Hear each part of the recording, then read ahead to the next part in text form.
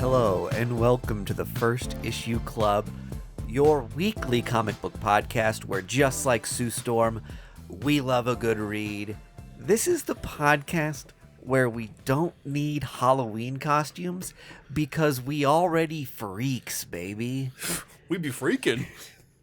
I don't know if you can hear it, but in the background, we got storms a-brewing. Oh, we just lost power, folks. For a second, the recording is still going. We don't know what's going to happen. What a spooky, scary night. I wonder if that's not going to mess up any of the audio, you think, is it? Nah, it'll be fine. I don't think so. Look at these sound waves. They are peachy keen, my All friend. right. I don't know what's going to happen with this episode, folks. It's so spooky outside, it scared us. Yeah. You heard the oohs and ahs, didn't you? So stupid. We got a special one. Right? I mean, you look at the pantheon of First Issue Club episodes. This is the first one. We're talking about Venom. Oh, we're excited to have a comic book podcast. Oh, we did Halloween When did once. Jerry Seinfeld get when here? did Seinfeld- Spooky one. Did you hear about this? Did you hear about this? Jay Leno's here, too. We've told you we've had great special episodes plenty of times before, folks. That's the point I'm getting to. We've been lying every time. We lied Every time. single one of those is a dirty lie straight in your ugly rat face. This is the first time I actually mean it. We've got some great first issues to talk about. We've got New York City Comic-Con recap courtesy of co-host Greg, one of your main men of First Issue Club. We've got some Andy Vargas tidbits. He can't wait to talk to us about Magic the Gathering. I'm going to double nerd you nerds. But we have one Guest of our Supreme? favorite guests, the guest supreme.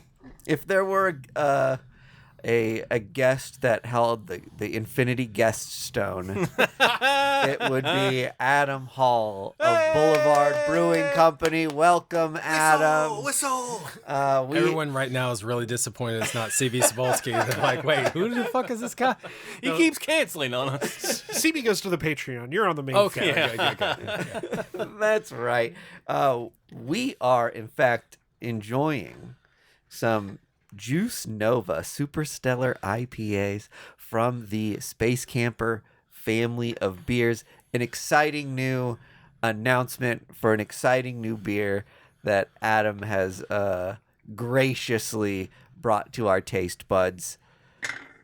We're glad to have you here. Well, I could not be happier. Or- Look, here's the thing. We have a long-standing tradition that anytime Boulevard releases a new Space Camper, Yeah. we break the news here. So Yeah, we are the go-to podcast for Space Camper news. I'm blushing. Your listeners tomorrow will be the first people outside of Boulevard to hear about this beer because it doesn't ship. It doesn't start shipping until next week, and then we make a big announcement. I think on maybe next Wednesday to talk about this beer. So then that also means we're the first non-Boulevard people to taste it as well. Sure. Yeah, absolutely. We would love it if you would just say that. Yes, Yeah, thank you. absolutely. Yeah, for sure. You are the first people not to who don't make money from selling beer to try this. Oh, yeah, nice. Yeah. So, here's the thing. It's like first of all, could not be happier to be in this room with the three of you here.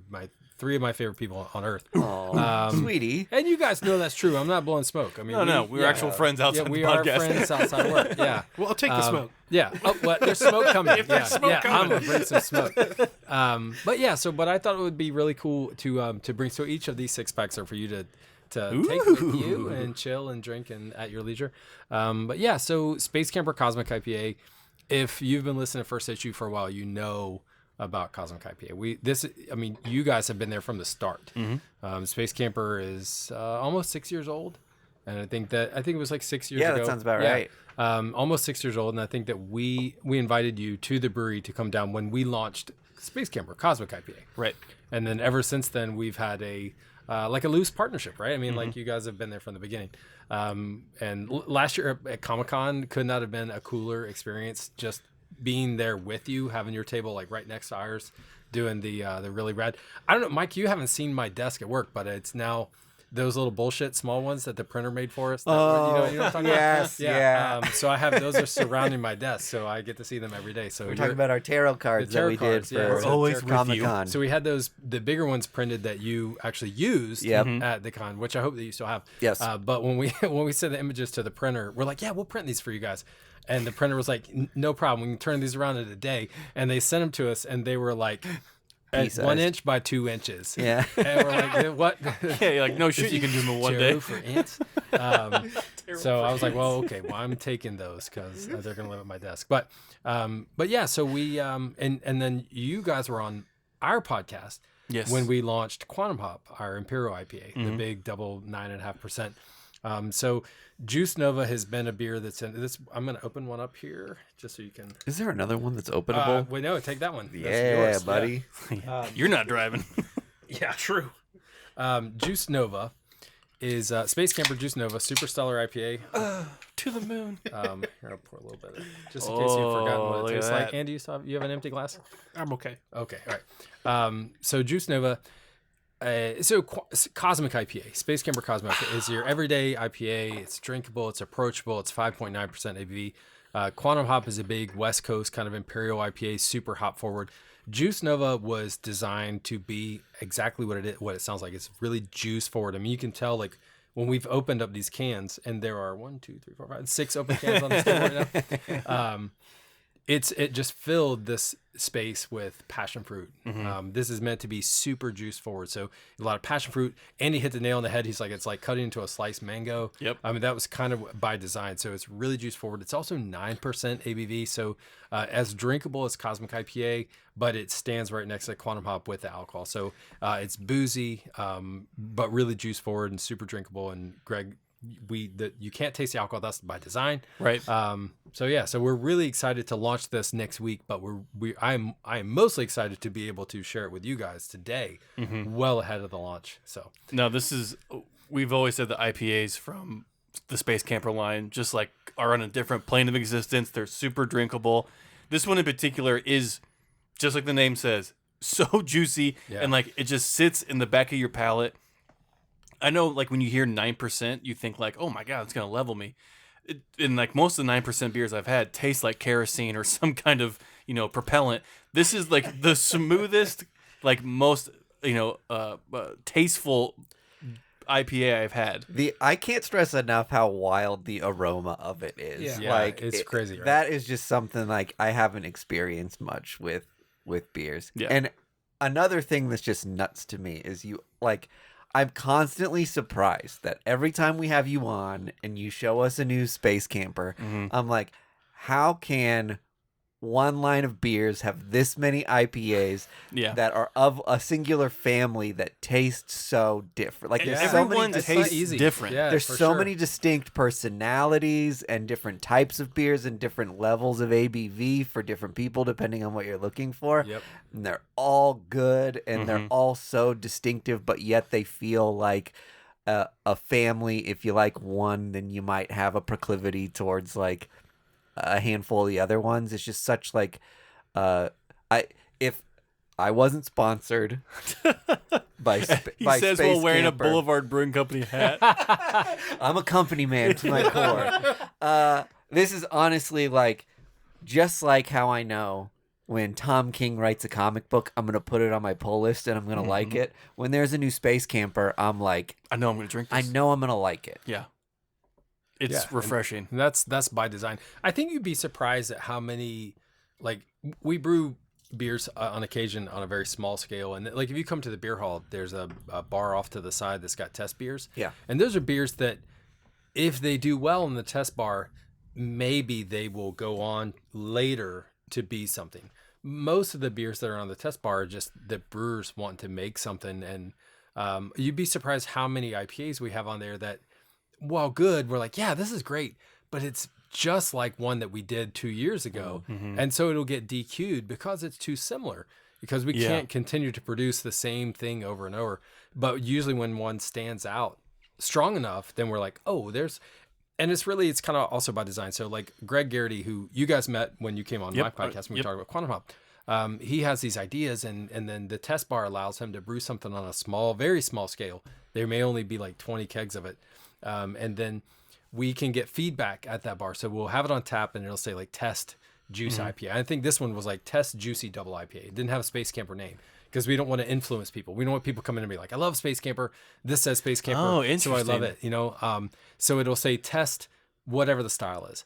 And then we can track those sales, but also we ask people, there's like a consumer survey. So when you drink that beer, we ask you to scan this QR and take a survey. Cool. And the survey is only like 3 questions. And the first question is like, which is like a Google Doc too. It's like Google Form. It's like what, it's pretty lo-fi, but it's like, what beer did you drink? And so you're like juicy double IPA. And then the next question is, did you like it? Check yes or check no. Right. And if people check yes, it's like, okay, the next question is, what did you like about it? If you check no, we say get the fuck out. Yeah. No, but if We put a virus in your phone Yeah, and then yeah. send you on your way. if you check no, it's like, what didn't you like about it? Yeah. Like what can make this better?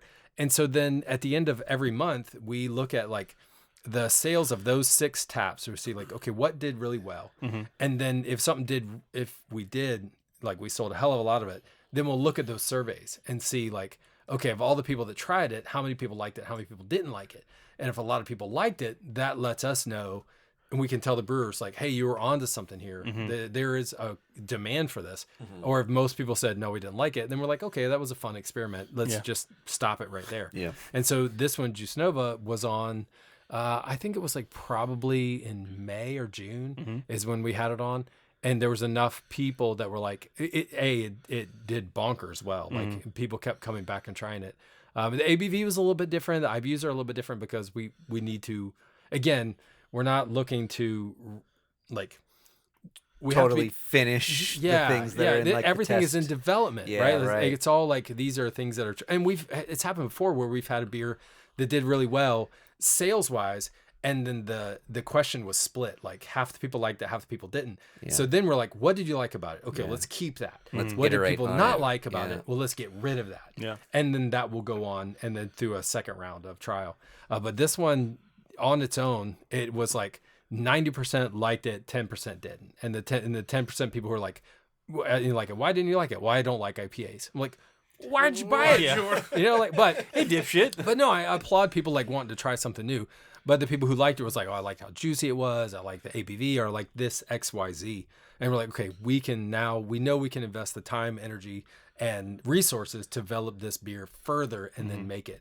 And then it becomes like, how do we fit this into the pantheon of space campers? Because there's something like, I think we've done like 23 or 24 different that space campers. wild? It is wild. Yeah. Over the years, and that's beers that have been in the mix pack that have only been like one and dones. We've had space campers that we've made like Cybersonic Sea Ops or the Chair from the Deep, the one that we Oh, yeah. those are beers that were also just kind of one and done in the market. I miss Gigahop. Gigahop was one of the first space Yeah, camper variants. I love that. Major Volta. Those are all available to come back. I mean, those Yeah. are all beers that might return. Make your voices heard. It's just like comics. If you don't see a body, it's not It ain't dead.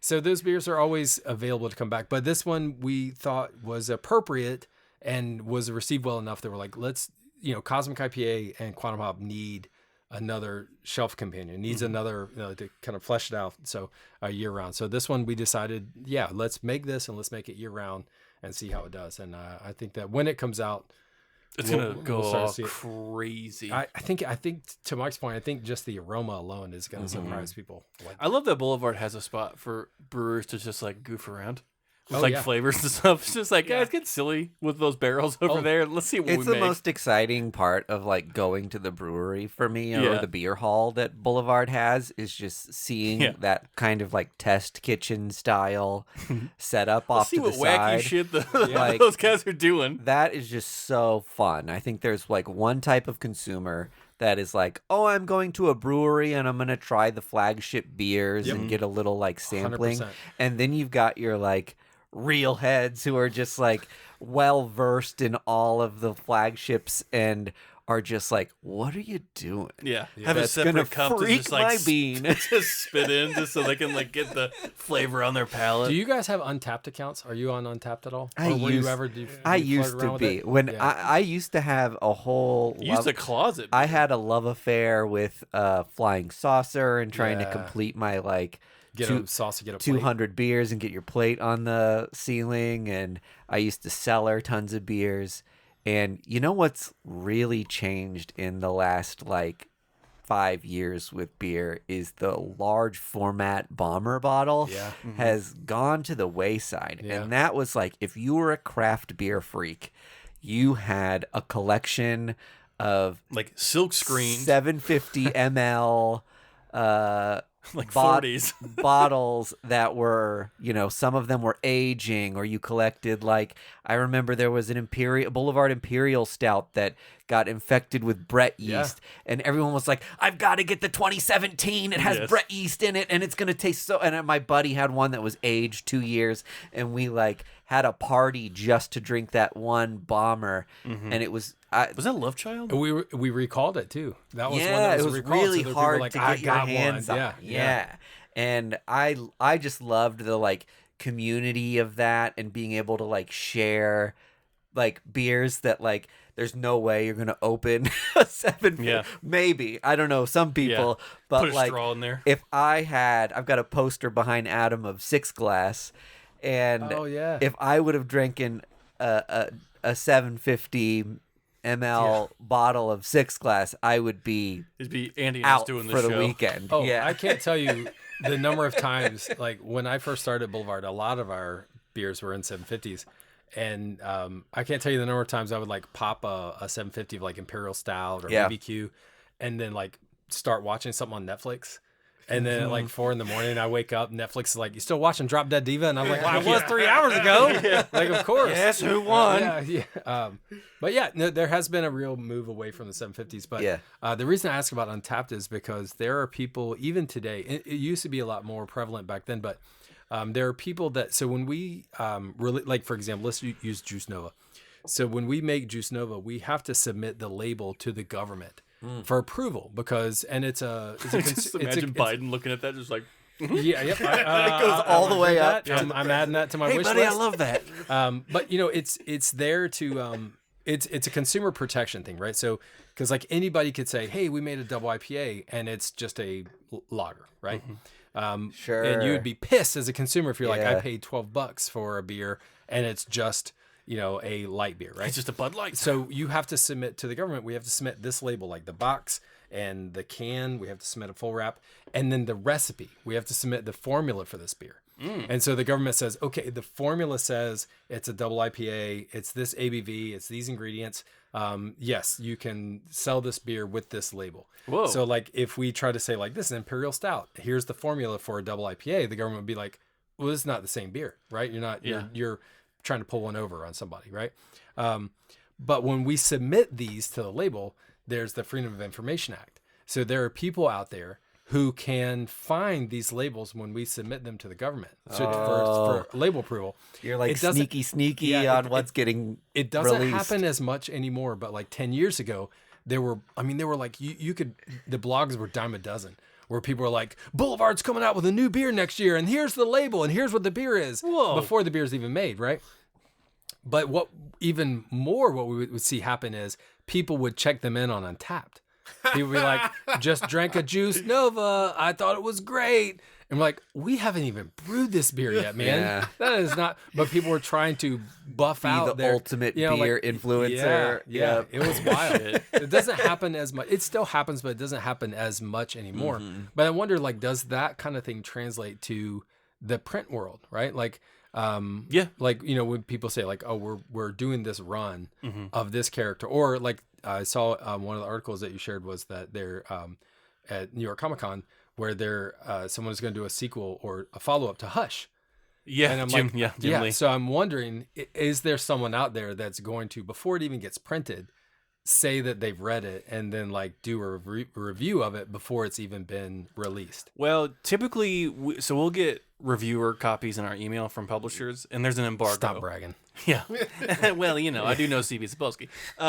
But there's typically embargoes with that stuff. So Yeah. if we were to release a review, well, we would get flagged and we would no longer get Oh, so you're early gonna reveal it. reviews. Yeah. They'd probably take us to court. Right. Yeah. Oh, So people, so while it probably does happen, or like those images will leak on like pirate websites of Yeah. just like, hey, you want to read like the first 6 pages of this book? Here you go.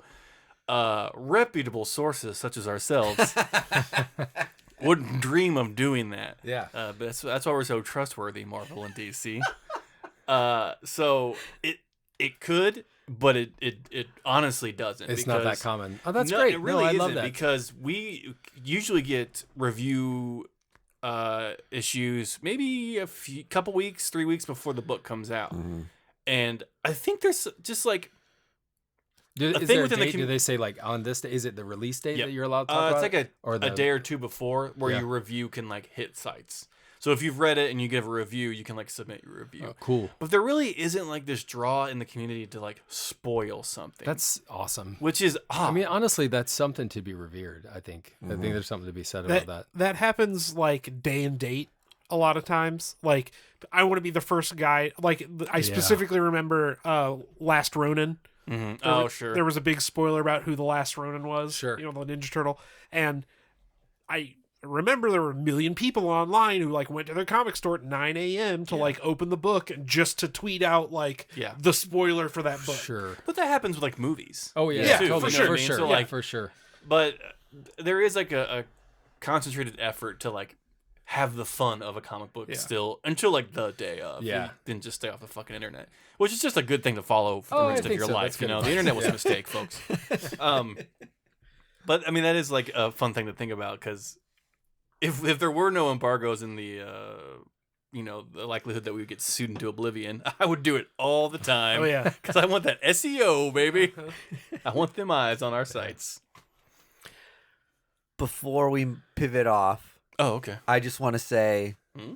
the can design is always such a fun part of this for me. I love seeing the different characters. Space Camper has its roots in our Kansas City Comic-Con and the excitement of launch around the, kind of initial character and then putting out like a whole world of characters around that. This character design for Juice Nova is really rad.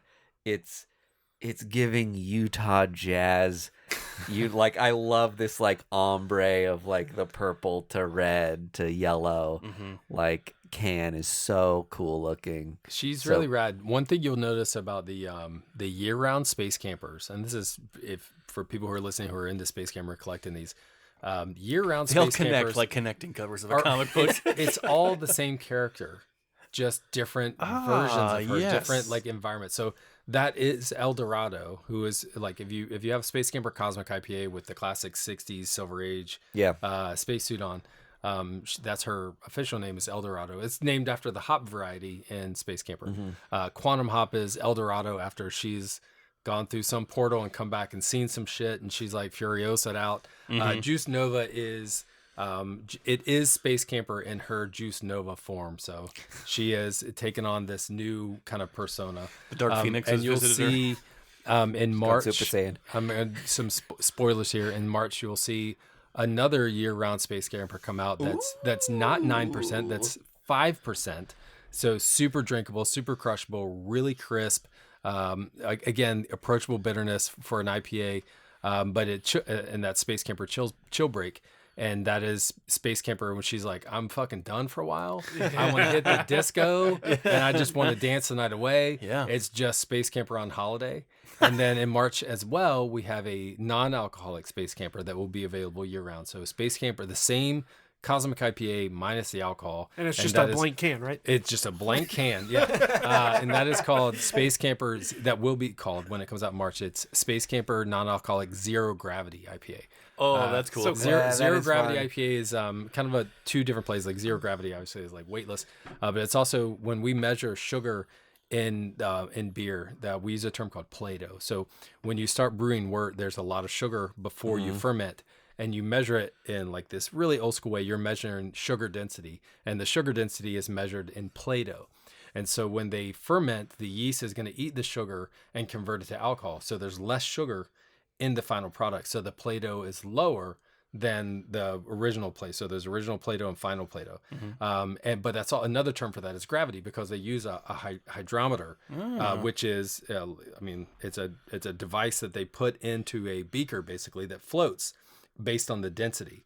So it's really gravity that's bringing it down, depending on how dense the liquid is. So the less Play-Doh, the lower the Play-Doh is, the lower the gravity. So zero gravity would mean no alcohol. So it's a really like a deep cut brewer term for it to be called zero gravity. And I am shocked that we were able to use that no one else has. No one else has Sure. No one else has done that yet. So we're very lucky that the zero gravity kind of plays in the cosmic way, the sort of like spacey way, but also applies in the brewer's term. So That's very so cool. zero gravity, Chill Break will both be out in March, and it'll kind of like fill out the pantheon of year-round Space Camper saga. So Fuck yeah. so all in March, which means Comic-Con.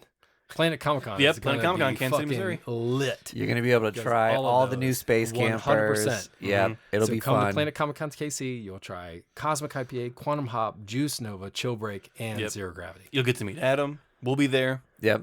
It'll be a great time. You'll get to meet First Issue Club, people you're the biggest fan of in the whole wide world. Last year, the line was out the door for people that did not want to meet us. So let's fix that. Honestly, our pop culture tarot card thing that we collaborated with Boulevard with Yeah. last year was so much fun. It Yeah. slaps. And we had so much interaction with it, and we started getting a small little line. Given some of the line was, "Do I get beer here?" Yeah, is this where the beer's at?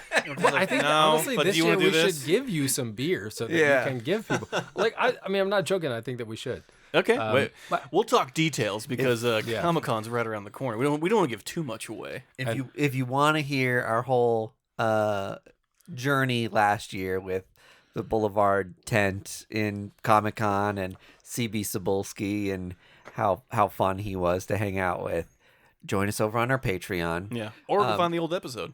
That's right. in the We feed. probably freaked out about it on an older episode. Did you guys read? Did you tarot read Jason Aaron? Jason Aaron did. We Yeah. Do you did remember CB which Cebulski. book you recommended, Vargas? I think it was you, right? It was Beneath the Trees. No, I think he got like Thor or something. I think he Did he? Yeah, I know CB. His book? I know CB got He got Blade. CB got Blade. I yeah. think we recommended Jason a book that he wrote. Yeah, That's really funny. yeah. He was just like, yeah, well, I would love that. I love. Kind of like it worked. Right? Yeah, it really I did, mean, yeah. It's so funny because we were talking to CB Cebulski about like what he was excited about, and Blood Hunt was like right around the corner, and he just like had that top of mind. Yeah. And then his tarot reading ended with, "You should read Blade." Yeah. And And he was like, okay, Yeah, I yeah. was. I guess I'll go to work. I was Yeah. like, our tarot readings Already read it.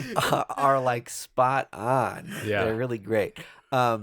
We should mention that our collaboration with Boulevard continues. Oh, it's birth. with a special offer.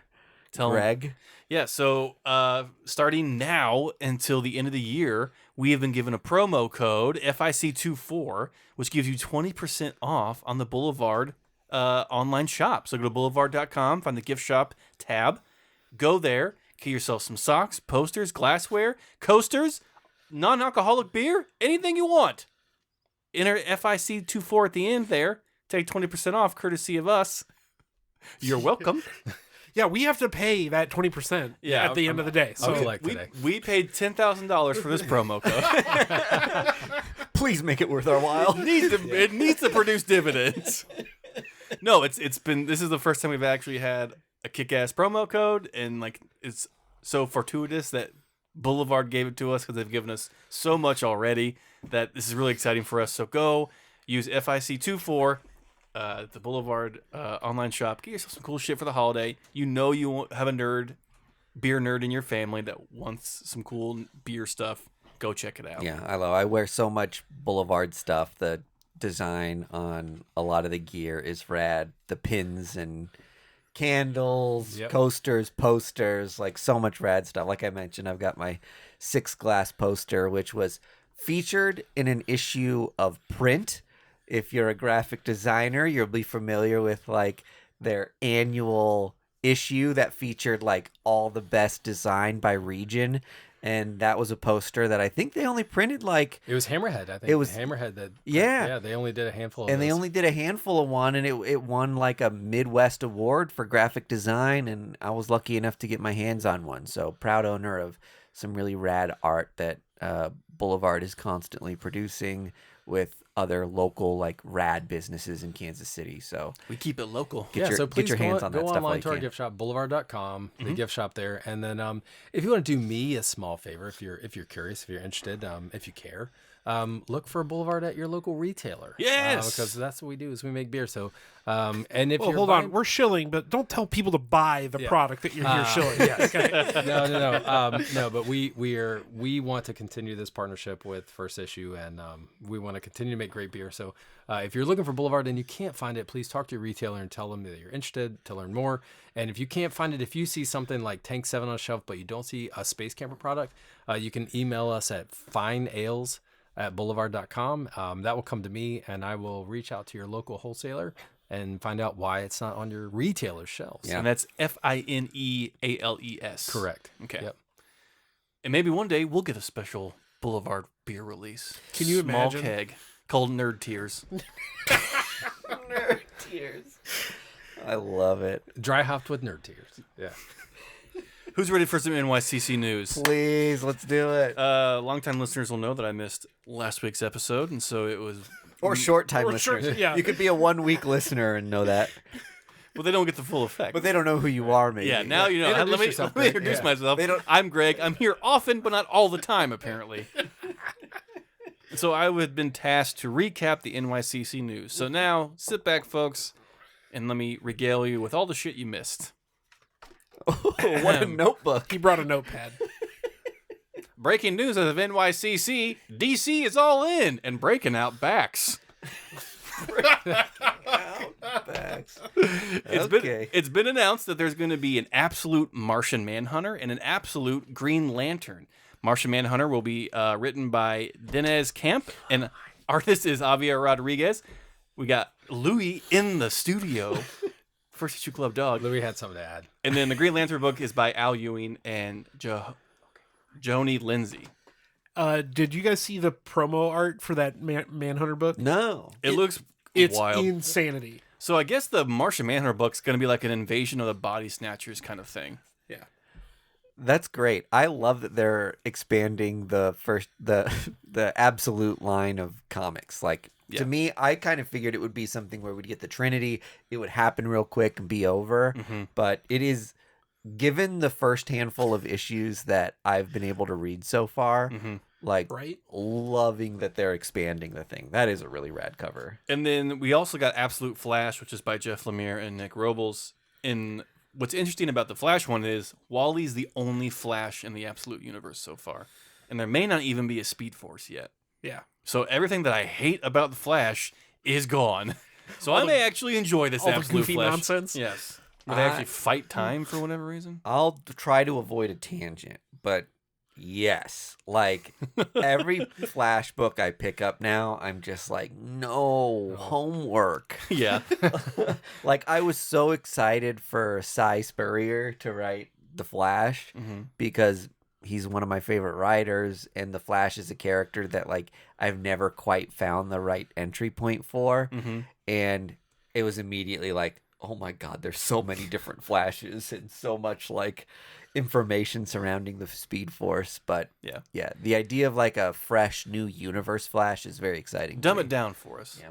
Dumb it down for us. Also, we were introduced to the new Batmobile, which is a literal fucking dump truck. Now, here's my take on this in the Absolute verse. I love the Absolute Batman line. I think it's amazing. I think it slaps. I think it slaps and it fucks. Here's the problem. This fucking Batman. You said slux. Yeah. I was love like, it. you coined an amazing new term. This book slucks. It slaps However, and fucks. this Bruce Wayne, who is an amalgamation of a mountain and the Undertaker from WWE, would get caught in a week.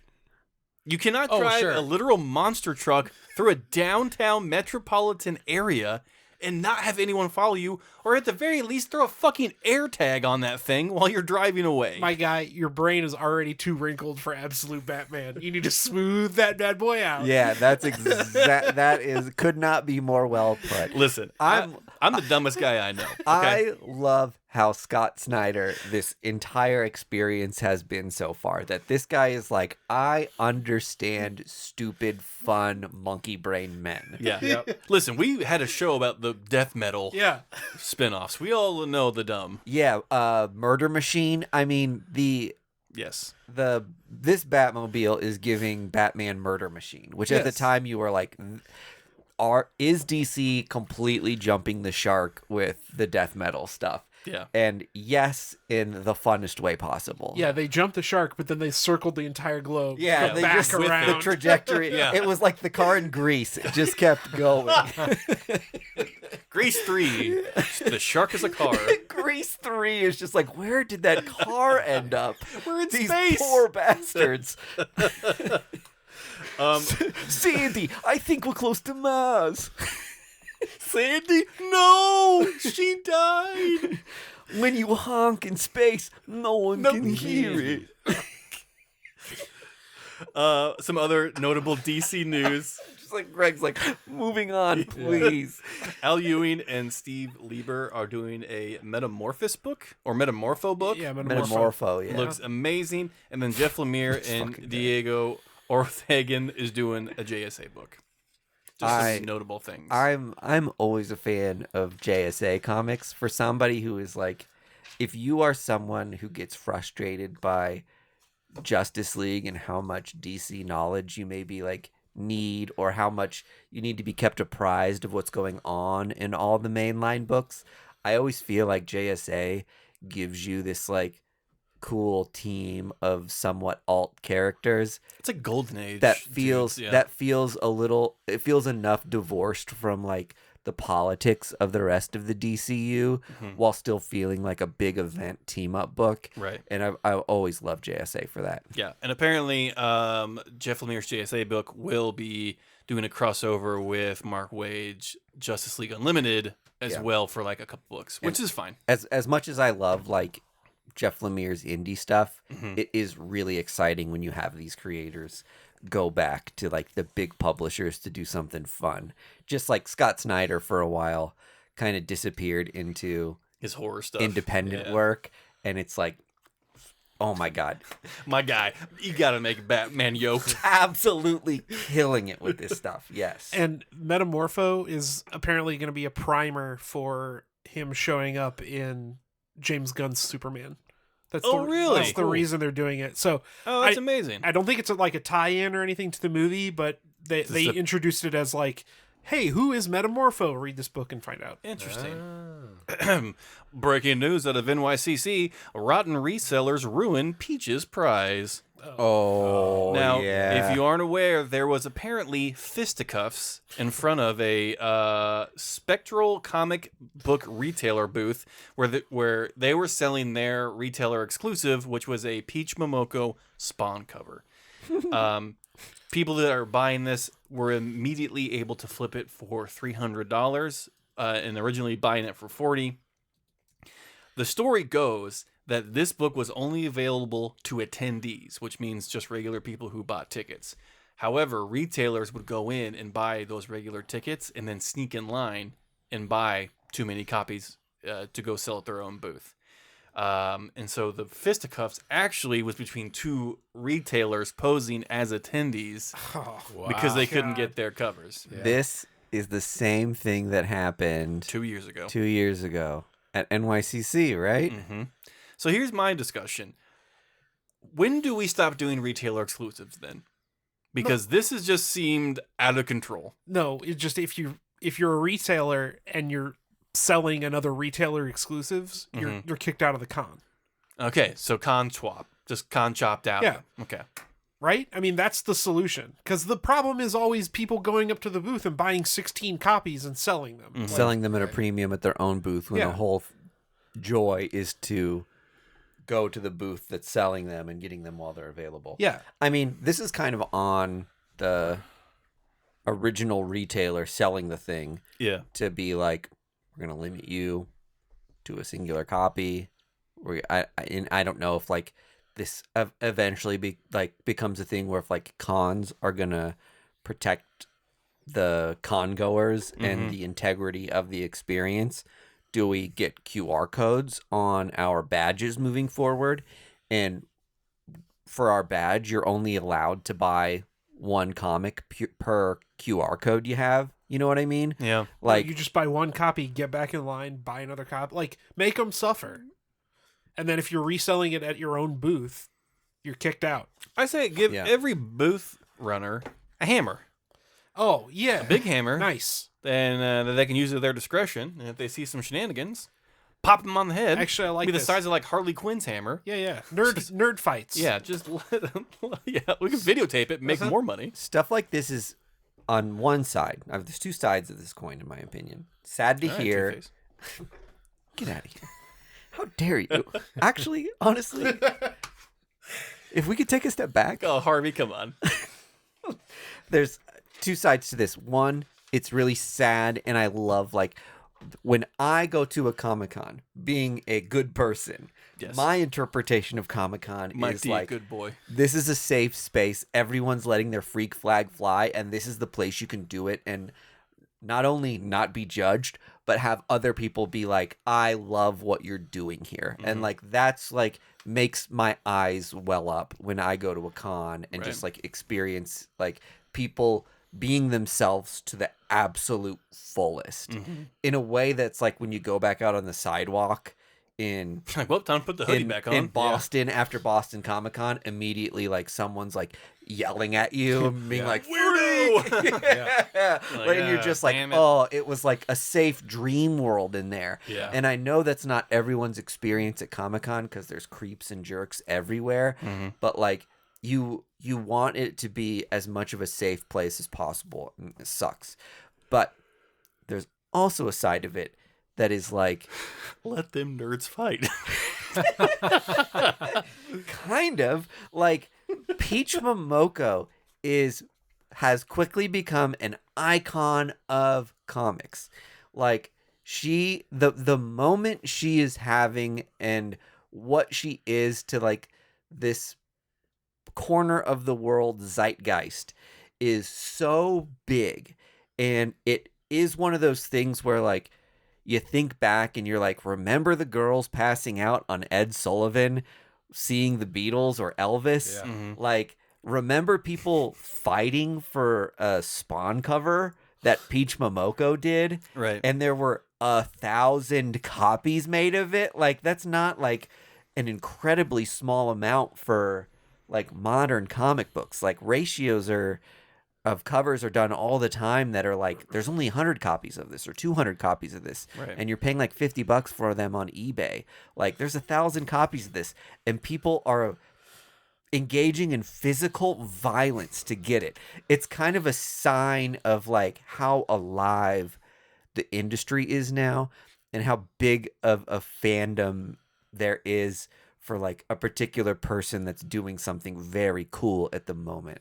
So it does seem like something that while it sucks, it's also a moment that we'll look back on and be like, That shit was wild. this was wild. And that's when we knew like Peach Momoko was like Yeah. pinnacle, like Well, this really important person in comics. is, like, made it. time will tell, and hindsight Yeah.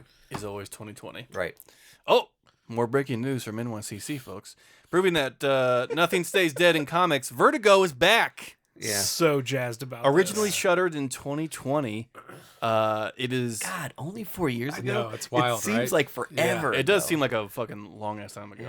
Yeah. But it is back, and it's gonna be, I guess, the first book out will be Nice Place by the Sea, which is James Tynion's sequel to Nice House on the Lake. Yep. I guess a couple issues have already come out, and they're gonna be rebranded Yeah. again I with the love it. Vertigo They're like, logo. We're like, hey, forget that Yeah. we Yeah. released this already on DC. We're actually like pretending it released on Vertigo to like make the first book back good. To answer some of your questions of what's going to be the difference between Black Label and Vertigo, I may have some of those answers for you. So Black Label is going to be primarily short run comics. Mhm. So you'll get your 1 in 5s, 1 in 12s, but they're going to be pretty much just stationary one-off stories that have a beginning and end within 6 or 12 issues. Well, But and still he- the mature. Still the yeah, mature. But also, here's my interpretation of this: is that Black Label is very much in the playground of the DC universe. Yep.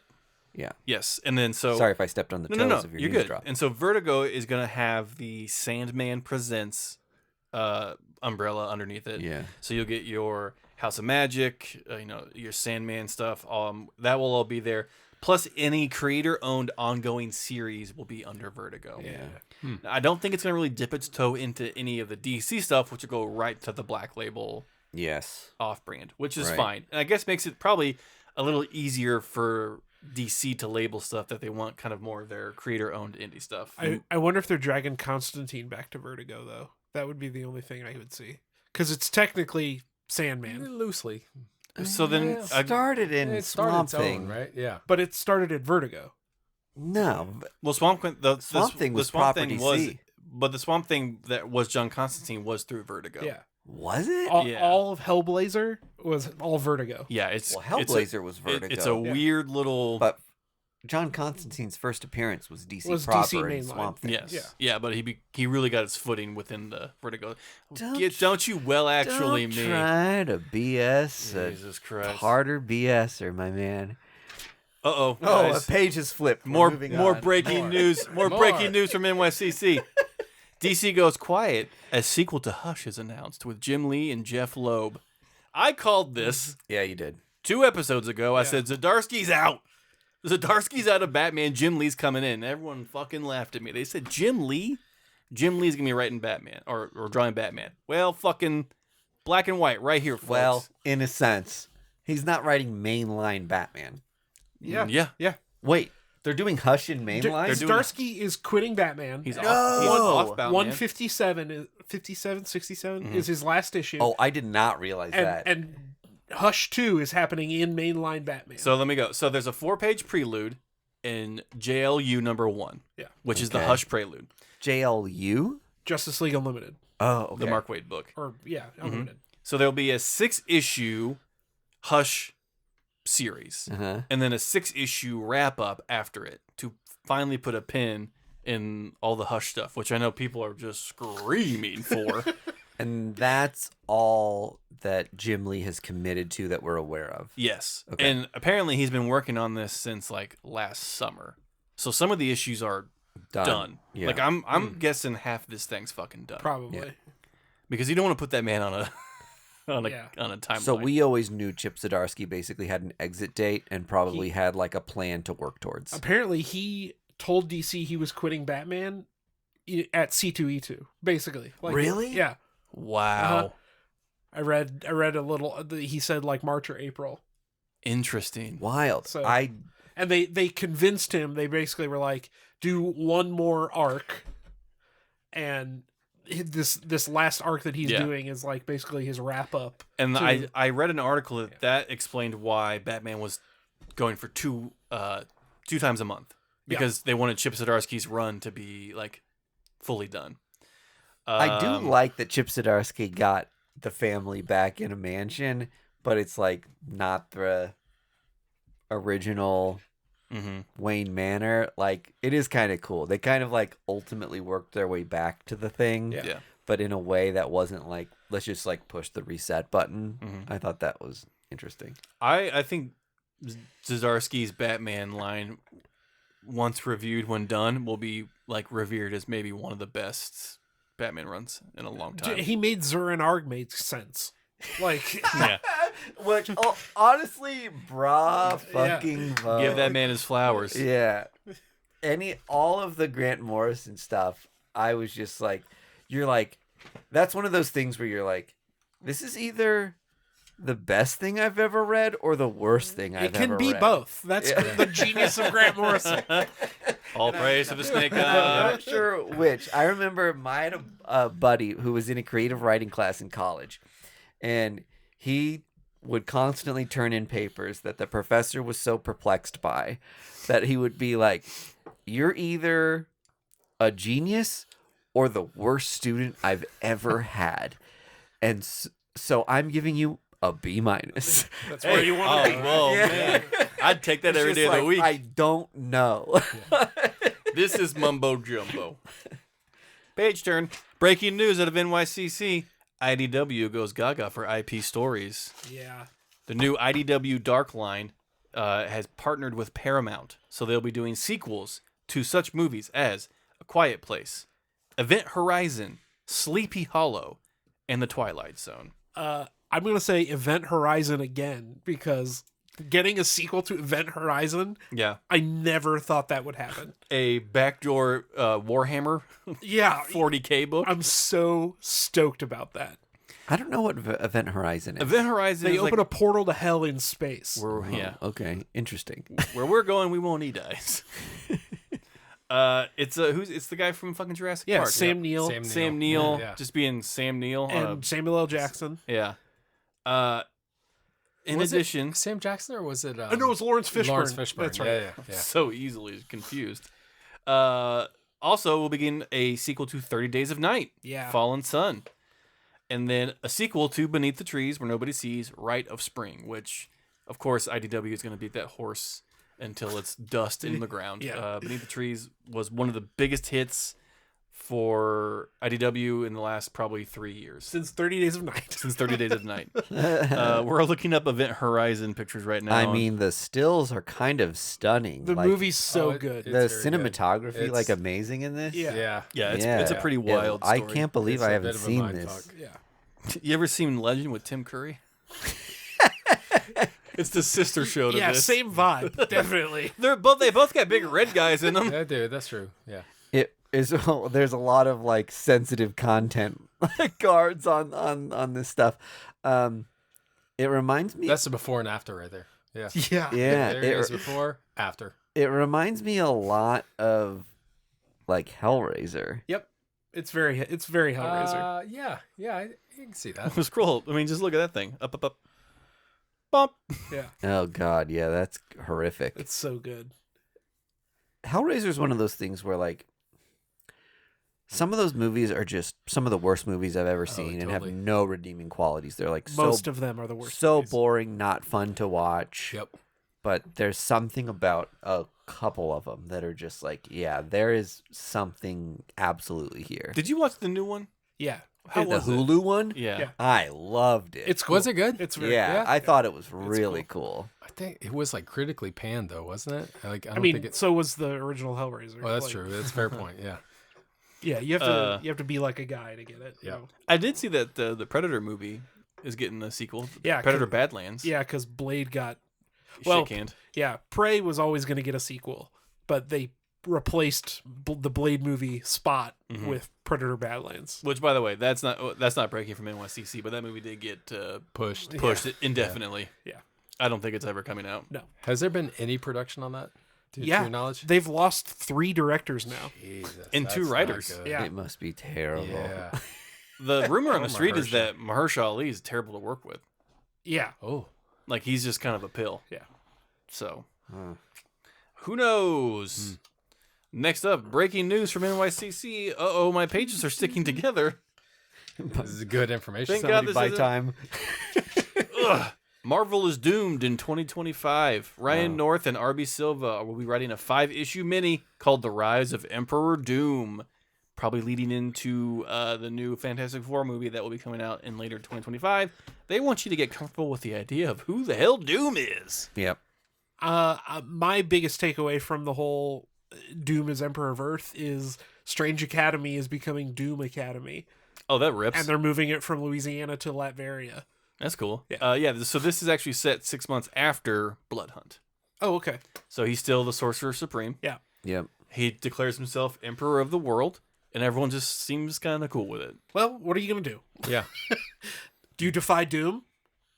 I can barely get to work on time. I don't have time to defy Doom. Doom is having a damn moment. Yep. Yeah. Every old Fantastic Four cover with Dr. Doom on it, regardless of how good or bad of an issue or how important or unimportant it is, it's just like big people are buying them. Yeah. Everyone's in their Doom era. That's right. Oh. Last bit of breaking news from NYCC. The Many Layers of Tiny Onion, is announced that he's going to have a new horror universe at Image with Michael Walsh for the art. The project is called Project Exquisite. There's not much known about it. It's been pretty tight-lipped, but we'll know the full name of this series this winter, and it will release, like I said, in 2025. And it's going to be just like a new branching off thing for him to get even more weird horror stuff out. I've heard that the Oh. title of it, and I think some like this happened during. Remember, NYCC added an additional day this year that was just for industry people, and a lot of like fun news came out of that, and like interesting panels that were a little more industry specific. In any case, he gave a talk during one of those, and I got the vibe that the name of it was kind of a play to Exquisite Corpse, which is a way to say like multiple people are collaborating on a thing that that has been like passed along. Yeah. Like I don't know if you've ever done that game where like You fold up a piece of paper three you times. fold up a piece of paper 3 times. One person draws a head, another person draws like the torso, and then the other person draws the legs. Never done any of Oh, that? yeah. I have no idea what this is. Yeah. And the same term is sometimes used when people pass a story back and forth. Like I'm telling a narrative and you're doing one chapter and then I do one chapter and we just send this like narrative back and forth and like blindly build upon it, and then Greg sends me something and I'm like, shit, now what do I do? Like Right. I never would have thought the story would have taken this direction. So I think there's going to be some aspect to this of either like marrying characters across different IPs or marrying different creatives together. I think there's something to that there. Okay. I don't hate that idea. Yeah. I trust Tiny Onion in his brain Yeah. because everything he's done usually comes out pretty fantastic. So, and like his horror stuff's like always on point. So, we shall see. I mean, I'm going to buy all of it, Well, yes. obviously. And you have to review on the show. Yes, obviously. And that's all the breaking news from NYCC. Good job, Greg. Thank you. You did it. It's about time we talked some first issues. Let's do it. How about a time check? Yeah, what's We the time? very rarely do these time checks. We're almost at an hour already. How do you guys feel? We got to talk about Godzilla Yeah. That's the book you have to and talk absolute about? and absolute Wonder Woman. Those are the yeah. Are you kidding me? I think Absolute Wonder Woman is a priority over Godzilla, but okay. Let's get Godzilla out of the way. Out of the way. Just do it. Book of the year. Book of the year. So The surprise hit of the year, The I will book- say for He agrees. sure. Louis is just like, yeah. Yeah. the book The is mascot is very involved in the episode The today. discussion, yeah. Louis is like really getting up on our table. the book is Godzilla's Monsterpiece Theater by Tom Scioli. I'm Yeah. assuming that's how you say his name. He wrote and did the art, Yep. and the art is done in a style that is like 1930s comic strip. Mm-hmm.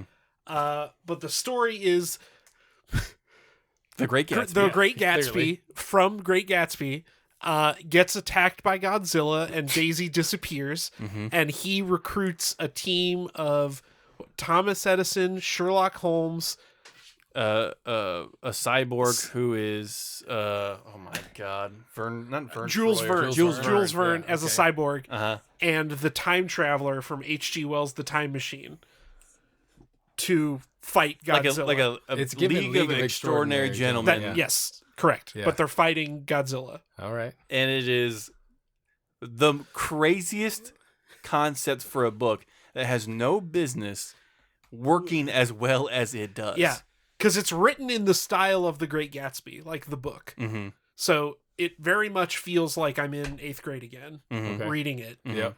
And the first 5 pages are like Is the Great Gatsby. It's basically Great Gatsby, so reacquainting you with the story, Uh-huh. Yep. and then Godzilla attacks, Yeah.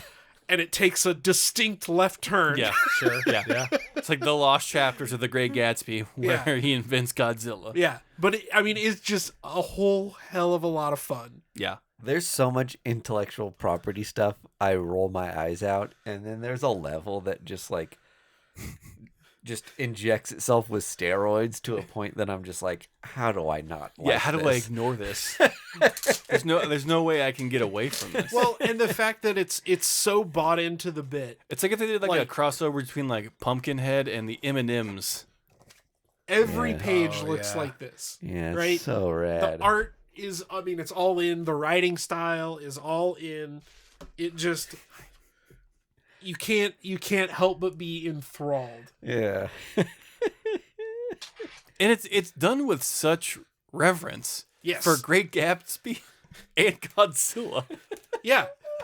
Yeah. It's like in some way the most poetic fusing of these two entities. So funny. That it's like this. If this doesn't win an Eisner, I will riot.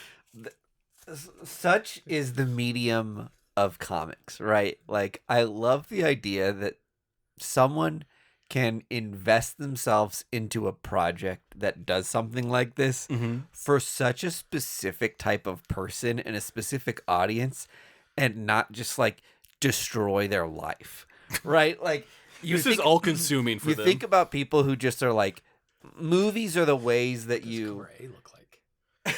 I'll pull up all the other covers. I Alright. know, yeah. The variant covers on It for has to this be whole amazing. series Yeah. are wild. It's a Fantastic Four 1 homage. Yeah, it is. yeah, yeah. But yeah, No way. Yeah. It truly is. Really? Yes, it's Godzilla popping out of the ground, Get out of town. fighting the Great Gatsby characters. And then one of them is like How many different variants were there? 5. tons. Yeah, One of them was like, you know that poster you see in every college kid's room of like the black cat with like the French, Hang in there, baby. hey, yeah, Garfield hanging there, baby. It's that. Oh, there's the Oh. movie. What's the other one? Okay. The other one is the Jimba Food variant. Okay, well I'm thinking of a different one then. Whoa. But yeah, this some really fun covers. this book was a book you could give to someone who trying to get into comic books. yes, Yeah, I see that. I It's fun. It shows what comic books can do. Yep. It's silly. yeah. It's a classic work of literature. Yeah. Butchered into hell. That's what I love about comics is that you can do something that's such a statement and tell like a fully realized thing that is so accessible for the creator and the consumer that it is only it's less than $5 to access this, and it's less it's less than a handful of $1,000. It's less than a car. It's- to like make the thing. You know It's what I mean? $7.99. Oh, Or that's it's less than $10. $6.99. That's kind of But it, The a story lot you for a get, it's a floppy big copy. book. Like completely changes its It's a tone. it's a Like, big Fuck book. that. That's Yeah. Actually, outrageous. this sucks. An extra $2 is where I draw the fucking line. And there's no ads because ads would destroy this Yeah. book. Oh, take Yeah, away the- from the art. the vibe of it. Yeah, You don't put, like a billboard next to the Mona Lisa. True. So you don't put ads in the Masterpiece Theater of Godzilla. McDonald's DoorDash QR code next to the Mona Lisa. That's why she's smiling. Hey, give me a Get Big your Mac. McDouble at the Louvre. Yeah, I could not recommend this book more. To comic book people, I guess I'll say that. Yeah. It's not a book that you would, I think, hand to someone blind. Like, hey, what are comic books all about? You Yeah. don't Not really this, like- but enjoy. Yeah, yeah. I had a lot of fun reading it. Sounds like Greg had a lot of fun reading it. I loved it. I'm excited to get the rest of the issues, and then when my kids are able to read and enjoy things, I am excited to give this to them. Yeah, when my son is reading Great Gatsby in middle school and Yeah. hye school, You need to be like, You'd yeah, be hold like, on a actually, you know second. what? Here's the real Great this is Gatsby. the real Yeah. story. This is the one they don't want you to read. This is how it really happened. This is brother. the one the government doesn't want you to see. The suppressed version. Yeah, so Godzilla Monsterpiece Theater, Book of the Year, stamped first issue club. Not book of the approval. year, but surprise hit of the year for sure. Book of the Year. We'll And, see. We've got a best ofs around the corner. Oh god, that's such a lot of work. and then absolutely Wonder Woman slaps. Incredible. It's Slunks. Slunks. Slunks. Slugs. Slugs. Yeah. Slunks. I'm glad you were here for Slux. Slux, me Adam. too. Yeah. You were here at the birthing of a new catchphrase at First Issue Club. Mike D, did you read Absolute? I did. Yeah, I'm a Kelly Thompson super fan, friend of the podcast, someone who's very endearing and used to be a comic book kind of journalist. Yeah. And became a master of the art over time and has written some of my favorite ongoing series. So everything she does is a day one read for me. So Yeah, and art was by Hayden Sherman on this one. And this is about if Wonder Woman was raised on an island called Hell, not literal hell, instead of Thymera.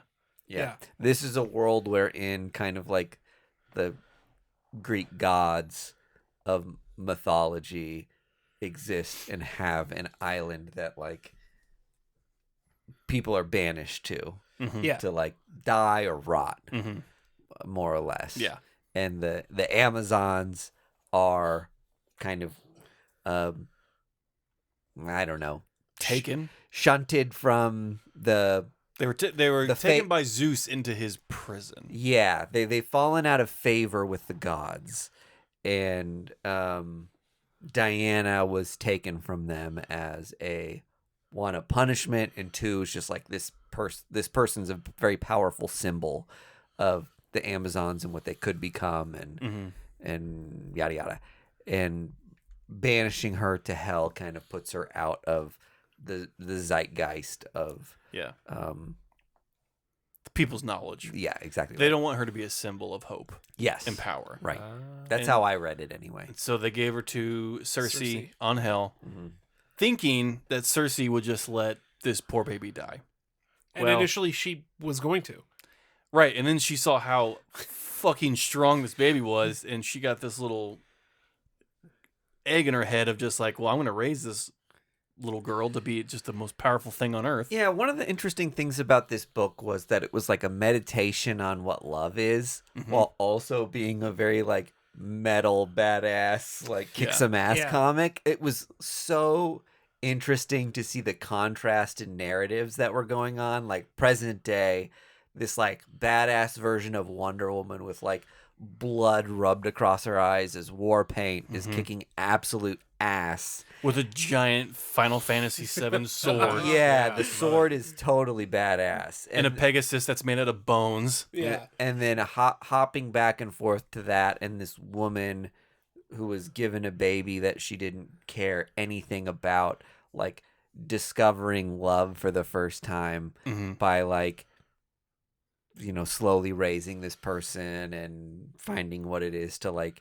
develop someone's personality. And Well, and for what I got from it was, you know, Cersei was living on this island as a punishment as well. Yeah. And so it could be interpreted that she wasn't even really living. She was just existing on this island of mud and rot, just kind of going about her normal everyday motions. Enter Diana could be an allegory for purpose in life, and they start building a home together. They start building a life together. Cersei is able to teach her things and pass on knowledge. yeah, So, as Mike said, it's kind of the meditation of like being a parental figure and finding love, maybe finding a purpose and Yeah. finding out who you are. Because in the beginning of the book, Apollo makes Cersei unable to say Amazon. Yeah. Like, you cannot say the word that is powerful because we don't want it to be spread about. Oh wow. But in his folly, in his hubris, he did not make it unable for Diana to say Amazon. Yeah. So her whole life, she's grown up feeling this swell in her chest of like this unspoken word of who she is. And then towards the end of the book, she's finally able to express that and say it.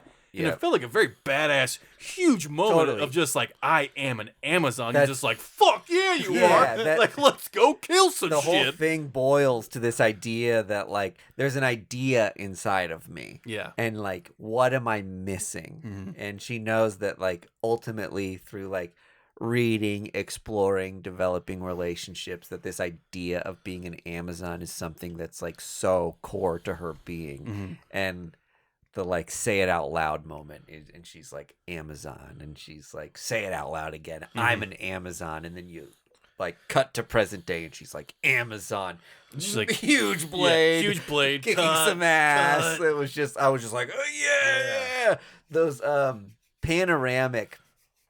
Right in the middle of the book, there's a series of like maybe 20 panoramic panels in a row Yeah. where you're seeing like their Cave become a home. yeah, exactly It right. reads It's way. like a gross, pitiful cave, and then over time it becomes this like warm home where personalities are developed and relationships are formed, and it really shows you like the power of just relationship and having one other being that Yeah. like you can take away everything from us, but having each other is the core thing that like Yeah. gives us so much purpose. And maybe the fact that like we just have each other is something that creates this really strong passion and idea of like what it is to protect, what it is to like Yeah. find a higher purpose, or of like caring for someone or something. As somebody who is currently raising a 1-month-old, the line that hit home was, "You fall in love with a child by raising it," Mm-hmm. and it's like, I totally get that because I want to strangle my child every night when he won't just eat his bottle. Yeah. And then he wakes up every morning and he's like, "Oh hey," and it's Yeah. like, okay, You're like, you, fuck, I love you made it through the night. Yeah. It is such a stark difference for what we're getting with Absolute Batman. Yeah. Which is more of a brutal, forceful story of just like smashing a square peg through a round hole kind of mentality. And this was more of a thought provoking, like, what does it mean to be some like who you are, like be told your whole life you're not one thing, but you feel it in your core that you are this one thing. And it's just like when these two meet, it's gonna be crazy. And I'm excited to see what Jason Aaron's doing with Superman Yeah, in a couple of weeks, I think. yeah, I think so. So all these Absolute books have been just incredible, like Yeah. thought exercises in who we thought the superheroes that we grew up with are if one minor thing Rad. changes in their life. Yeah. It's good stuff. I love it. You read we're at time, but you read a handful of other issues. Do you just want to do like quick letter grades? Yeah. So I read Green Lantern Dark, which is actually a spin-off or continuation of that Tangent Universe book that they did back in the early 2000s, Yeah. where it's like alternate whatever. So this is like alternate Mm-hmm. Green Lantern. That it was a very cool book. If you're into that like alternate, version stuff, it is an Elseworld book. It's like A through F, give it a grade. I'll give it a B-. Okay. I also read Iron Man #1. Didn't even know #1 was coming out. This kind of surprise drop, I think, for a lot of people, but this was a cool book. I'm gonna give it a C, but I think it has a potential for this whole like first arc. Who wrote it? Great question. Oh, I see a tough one. Spencer Ackerman. Okay. Never heard of him. Same. So Something we don't typically say on the show. I know, right? I think there's something really special brewing here. It's one of those books that has me super, super intrigued for issue 2. So, yeah, a C+, B-. I think it's right in that area. Is this a tie-in No, to the Thor thing that's going on right now? no. Really? Yeah, it's its own thing. Roxxon is buying out Stark Unlimited, and Okay, so he's having like make his own shit again. well, they're shutting down all his armors through magic. So the end of the book, he's building this like steampunk armor Cool. that they Nice. can't magically hack. Yeah. Okay, I'm in. That's what I'm saying. That there's sounds pretty there's a cool. lot there's something special brewing here. Nice. So Was that it? yeah, that's it. Oh, okay. Solid. Very solid. Guys, I've put in my McDonald's DoorDash order. Oh, that's right. We are at the Louvre. Just got done staring at the Mona Lisa. Had to get that QR code. And yeah, we've appreciated our art, and we've sullied it with the fast food of brutalist comic enjoyment. We're ready to check out. Thank you so much, Adam, Of course. for coming. A reminder, FIC24 is our promo code. Go get some really fun Boulevard stuff. Yeah. on- For you or someone you know. Exactly Treat right. yourself, babe. Great Xmas gift. Sluck it up. Sluck it Sluck up, it up. honey. Sluck you. Sluck you. God damn. You know, sometimes my Possibilities brilliance are knows no bounds.